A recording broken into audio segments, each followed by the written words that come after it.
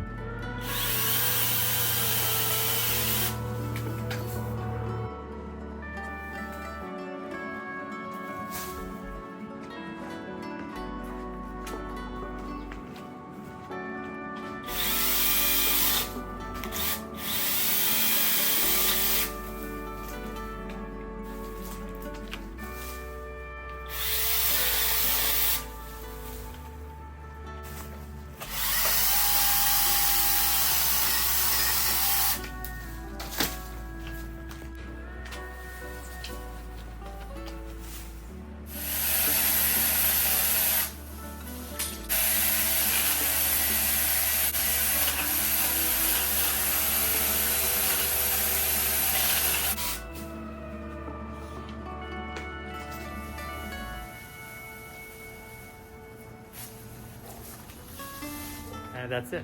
Just a couple more trimmings and cleanup. That should make it neat and get ready for the windy season. The good thing about this mini chainsaw is that you can further cut these branches that you've collected into smaller pieces and make sure that it fits into this tub. My entire tub, as you can see,